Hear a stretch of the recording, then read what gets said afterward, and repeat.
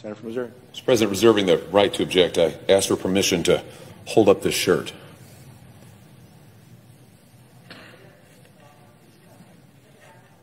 I object. Fine. Objection heard. No objection. No, it's fine. Go ahead. Without objection. Thank you. This is Jared Schmitz, Lance Corporal Schmitz, from the state of Missouri, Winsfield, Missouri. His father made this T-shirt and gave it to me a couple of weeks ago when I last had the chance to visit with him. Lance Corporal Schmitz was killed in action at Abbey Gate on August 22nd of last year. On the back are the 12 other Marines who were lost along with Lance Corporal Schmitz on that day. When I saw his father and he gave me this shirt, he told me about all they're doing to honor Jared's memory, and he asked me to continue to fight, to uphold that memory, and to get answers. And I said, that's exactly what I will do. And the truth is, that family and the family of the other lost Marines and every American citizen have been waiting too long for answers about what happened at Abbey Gate over a year ago, as the senator from Hawaii rightly notes.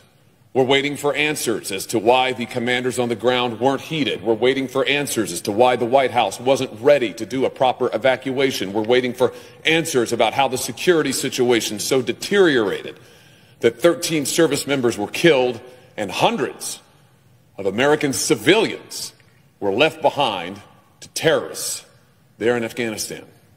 We're still waiting for answers. And so, no, I'm not willing to pretend that everything is fine at the Pentagon. Everything is not fine at the Pentagon. I am not willing to say that business as usual should go on. And no, I am not willing to waive the rules of regular order and expedite nominations without even a vote on the floor of this Senate. But I understand my colleague's sense of urgency here. I understand that he wants to move these nominations, and so in the spirit of trying to reach a compromise, as he proposes, I would just say this. Why don't we agree to take a vote, just a vote, on having a select committee to look into what happened at Abbey Gate and get those answers and make them public, not a commission that will take years and years to report, Vietnam style, when everybody who made the decisions are safely out of power and collecting their pension, but a select committee that will report and make public to the American people and get real accountability. Because who's been fired over what happened at Abbey Gate? Nobody. Who's been held accountable? Nobody. Who's given answers? Nobody. So here's what I propose.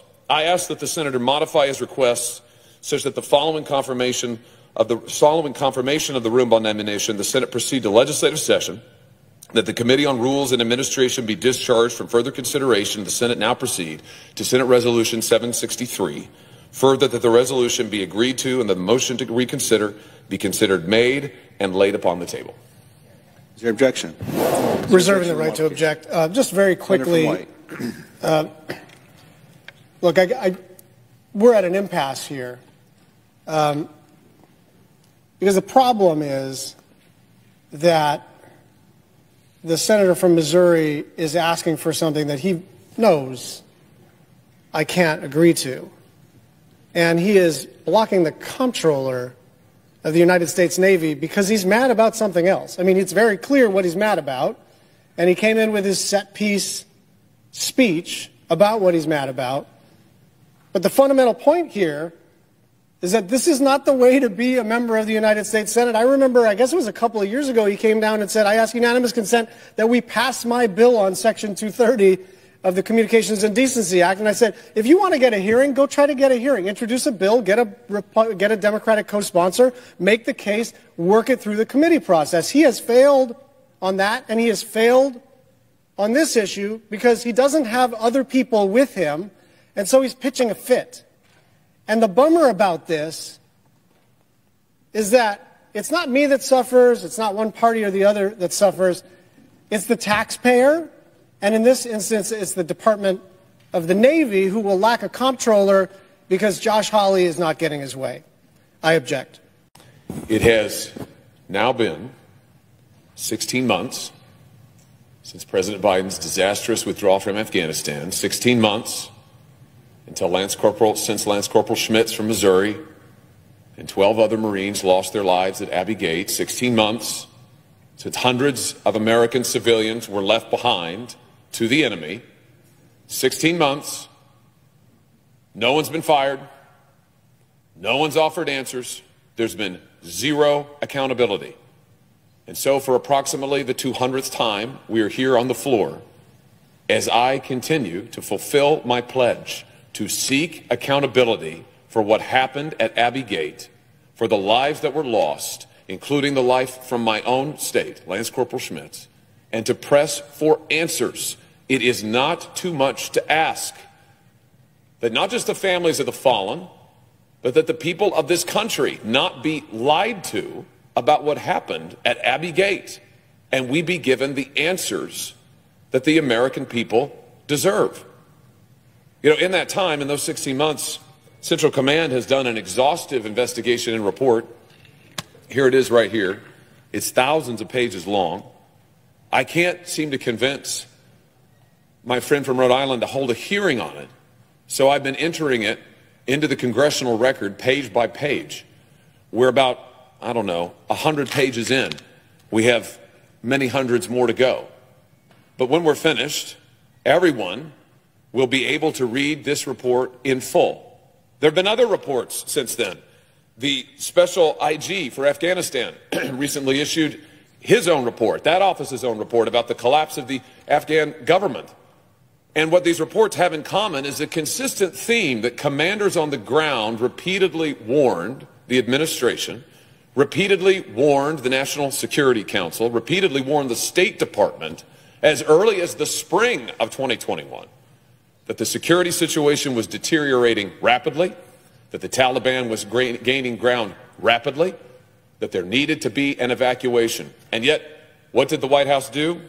Well, according to the findings in this report, nothing. Did they plan?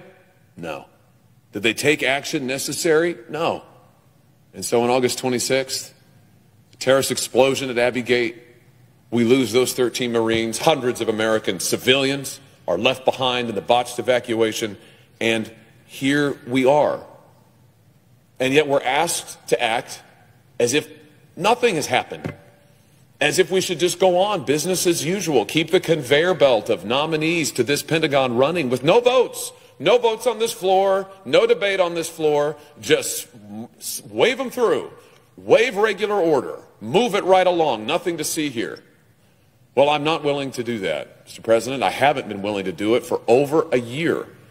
And I hope my colleagues see now, a year on, that I was serious in August of 2021 when I said I would not consent to waiving the rules to send more nominees to this Pentagon until something is done to get answers and, frankly, to change the culture.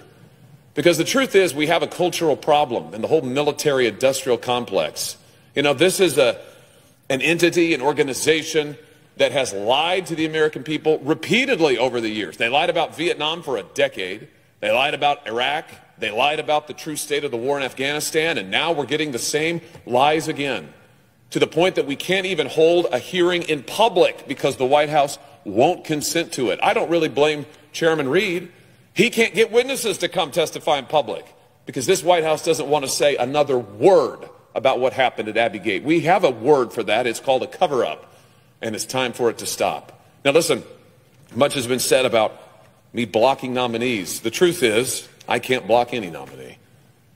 All of these nominees can be brought to the floor. They can't even be filibustered. It's just a matter of what the Senate Majority Leader wants to do, and sadly, my side is not in the majority, and we're not going to be for the next 2 years. So if the Senate Majority Leader sees fit to vote on these nominees, he can at any time.